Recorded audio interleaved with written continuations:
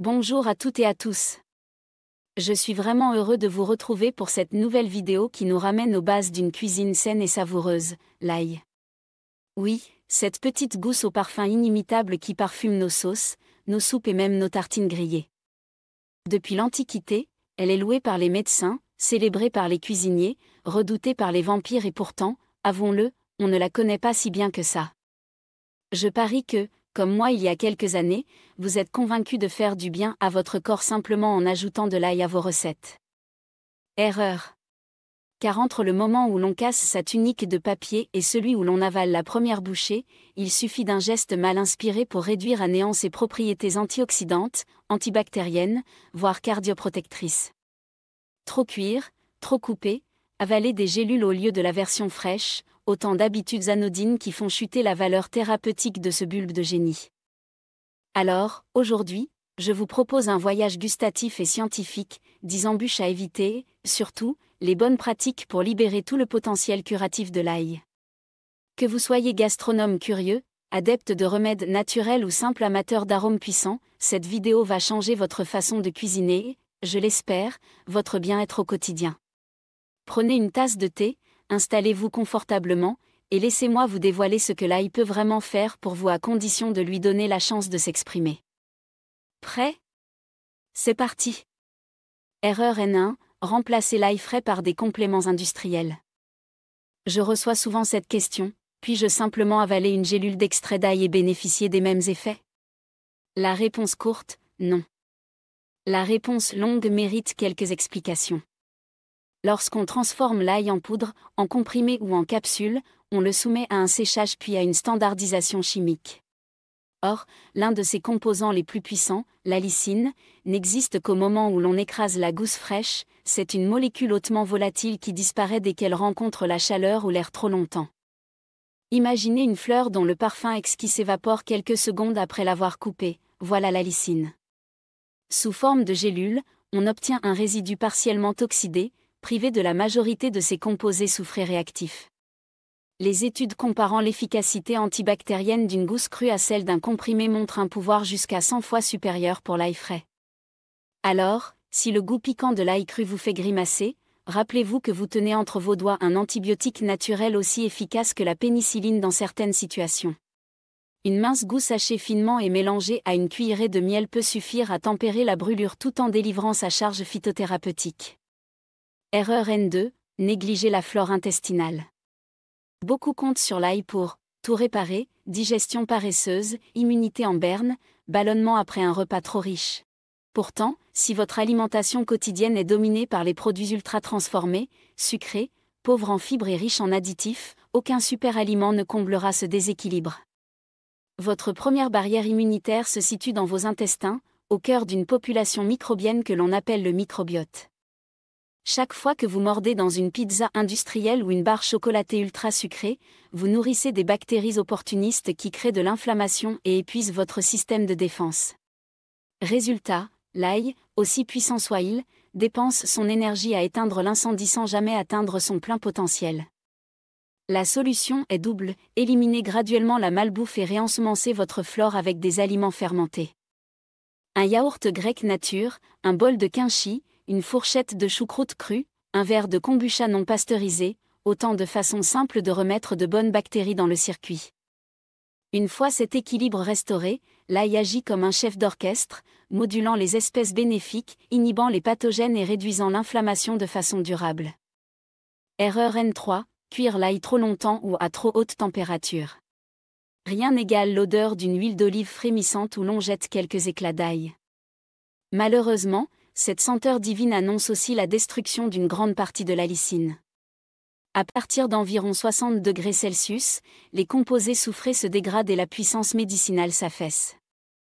La parade est simple, préparez d'abord votre plat, une fois la cuisson presque terminée, retirez-le du feu, attendez 30 à 45 secondes, puis ajoutez l'ail finement pressé ou râpé. Cette fenêtre brève de chaleur résiduelle suffit à adoucir la morsure crue sans annihiler son principe actif. Pour les sauces longues comme un ragu ou un tagine, réservez la moitié de l'ail et incorporez-la juste avant de servir.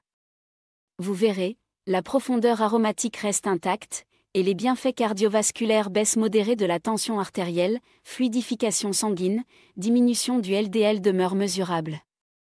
Erreur N4, oubliez de consommer l'ail à jeun. Que se passe-t-il lorsqu'une gousse d'ail traverse l'ésophage au réveil? Elle arrive intacte dans l'intestin grêle, là où le pH alcalin la dissocie lentement, libérant la lysine in situ. C'est à ce stade que l'ail déploie son effet vermifuge, antifongique et antiviral le plus puissant. Pour ceux qui souffrent d'hélicobactères, de candida ou de parasitose légère, cette technique s'avère souvent plus tolérable que les cures d'antibiotiques au long cours. Pas de panique, si vous redoutez l'haleine du matin, croquez une feuille de persil ou quelques graines de fenouil juste après. L'expérience peut surprendre la première semaine, mais la sensation de légèreté intestinale qu'on gagne ensuite vaut largement la petite gêne initiale. Erreur N5, utilisez de l'ail précoupé ou germé. Vous avez peut-être remarqué ces bocaux d'ail déjà hachés baignant dans une saumure blanche. Pratique, certes, mais tragique pour les composés volatiles. Dès la première coupe, la lysine s'oxyde et les antioxydants se dispersent dans le liquide de conservation. Constatez-le, après 10 minutes exposé à l'air, l'ail haché perd la moitié de son parfum, au bout d'une heure, il devient presque neutre. Choisissez des têtes lourdes, fermes, dépourvues de germes verts.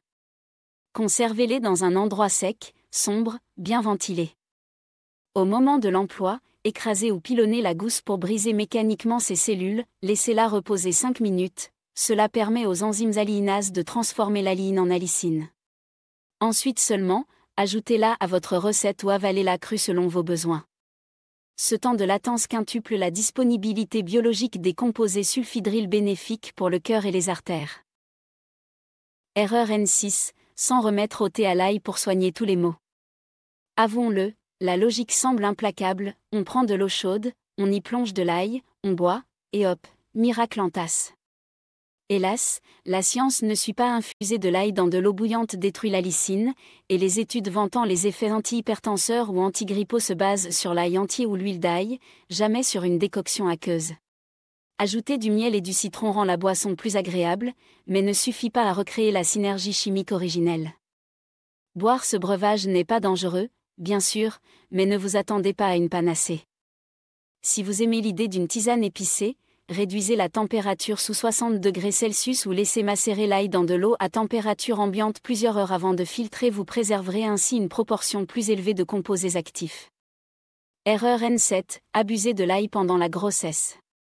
Chez la femme enceinte, tout excès devient suspect.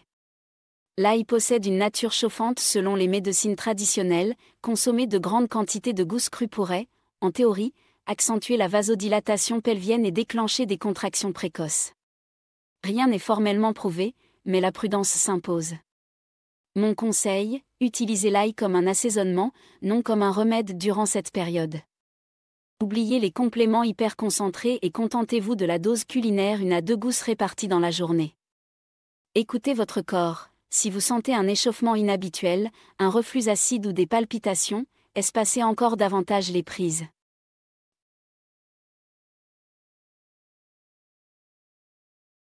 Erreur N8, pensez que, plus il y en a, mieux c'est. Oui, l'ail peut moduler la tension artérielle, mais avaler une demi-tête d'ail chaque matin risque de produire l'inverse de l'effet recherché. Les composés soufrés irritent la muqueuse gastrique lorsqu'ils sont présents en excès.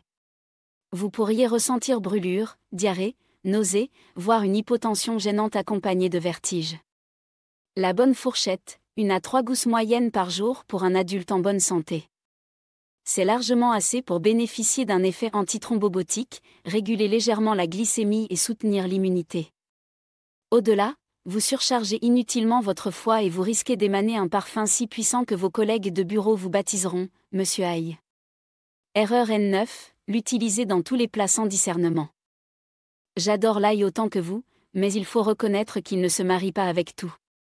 Dans une soupe de poisson, un gratin de fruits de mer ou un risotto au coquillage, il sublime l'iode et la douceur des chairs.